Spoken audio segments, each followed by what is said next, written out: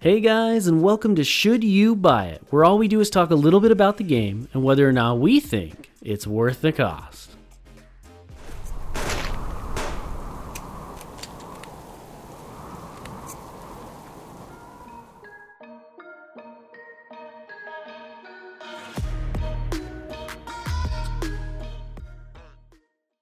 In this episode, we'll be playing Subsistence, the open-world first-person solo or co-op PvE survival game where you will have to fend off not only wild predators, but also other NPC-controlled hunters. The first question that we always cover in these videos is what stage of development is the game in? And in this case, Subsistence is currently in early access and available on PC for $14. So what exactly is the game? Well, Subsistence is a simple yet challenging survival game. The main selling point of Subsistence seems to be that it's a primarily PvE survival game in a genre dominated by PvP games. The PvE comes in the form of in-game hunters and predators, but before we get into talking about all those, let's first talk about the core gameplay in and of itself. Subsistence's survival mechanics would probably be described as simple, but with a subtle twist. The twist is that you will have to manage both power and mass in your base, along with all your other stereotypical survival game resources. The way this works is that you have a small item in your base called the Base Command Unit, or BCU for short. This essentially will slowly generate a small amount of power and mass up to a set amount. You can then spend this power and mass, as well as other traditional crafting resources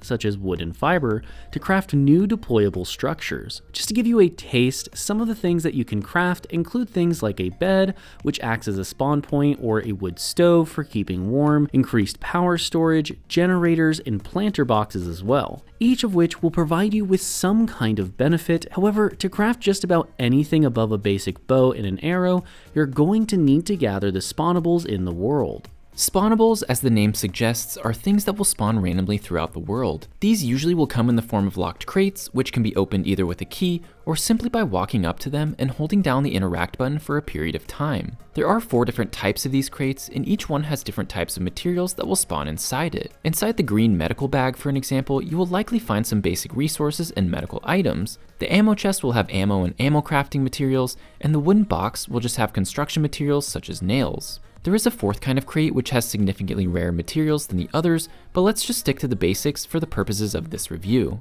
Now, the best thing about these bags or loot crates is that they have mandatory resources for you to advance, and thus will give you a good reason to go out and explore the world. A lot of survival games miss the fact that they need to give you a good reason to go out and explore the world that's not just near your base, and this game definitely does that. However, while you're out exploring the world, you are bound to come across some of Subsistence's challenges. This is where the hunters and predators that we talked about earlier in the video come in. Predators are exactly what you might imagine them as: big wolves, bears, and other animals. If you're an avid survival player, you may think to yourself upon spawning into the world that you can just simply go after these guys with a bow and arrow and you'll be just fine. However, you would be dead wrong. You see, animals in this game early on will take you out in 2 to 3 bites, which can happen very quickly. They will also level up each time that they kill you or another hunter in the game, which can result in some pretty scary animals walking around. And just because I know someone will say something, yes, it is possible to take out the predators with just a bow, but it's not easy without a tutorial, bugging them out, or a lot of practice.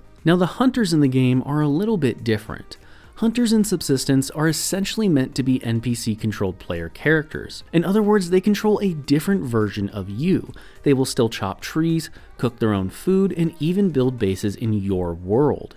Over time, they will advance and become a deadly force for you to deal with. For an example, on one of these playthroughs, I was surrounded by 4 of these different hunter bases, and each of them had multiple NPCs in it. Just to add to the difficulty of the game, there are also all your other stereotypical survival game challenges such as hunger, water, bleeding effects, poison effects, weather, and much more. The dev here is certainly trying to make a fun and challenging PvE survival game for you to experience. So now let's move to the pros and cons section for the video. First up for the pros is that this game is playable co-op. This is great because playing these kinds of survival games with a friend is something that I feel like other games like Subnautica, for example, have certainly missed out on. Another pro is that Subsistence has plenty of buildings and technology for you to progress through. When you first start out in Subsistence, the game may seem rather simplistic, but as you continue to play through it and progress further and further, you will notice that there are plenty of options and meaningful choices when it comes to upgrading your base, weaponry, and other technologies. After that is that Subsistence is one of the only FPS survival PvE games that presents a good challenge. At the beginning of the game, you will most likely struggle to deal with predators, which can slow you down quite significantly. If you do manage to get too far behind, you will quickly find yourself in a situation where the NPC hunters have better weapons, armor, bases, and technology than you, which can result in game-ending situations. Next is that you have the ability to change the difficulty, which is great for learning and just having fun without the challenge. Just to give you an example of some of the difficulty options, you have your standard easy, normal, and hardcore mode, which will only give you 1 life for the entire run. You also have the option to turn off hunters altogether, or just turn down whether or not they will attack your base. And lastly for the pros is Subsistence's passionate dev. The developer for the game started this as a passion project, and they have now been steadily developing the game for over 5 years. Now for the cons. First up is that the graphics of the game are quite honestly pretty lackluster, and I do understand that there is only one dev working on this, but at this stage, the graphics just don't feel up to par with something that you would expect in a modern game today. I think these definitely could use a lot of improvement, and if anything, I think the environment is fairly well done, but the creatures and animal animations and the player animations, as well as a number of different other things, definitely just need some work. After that is that the PvP scene is currently all but dead. Sadly, there is really no real PvP players out there. I do know there are some, but it is definitely a minority. I wish there was more of a scene, but honestly, I wasn't even really able to experience the PvP scene for the game since there were just no active servers with more than 4 players on them. I would love to see this come back to life, but until then, it's definitely just going to be a con for me. Lastly is that the AI is pretty bad.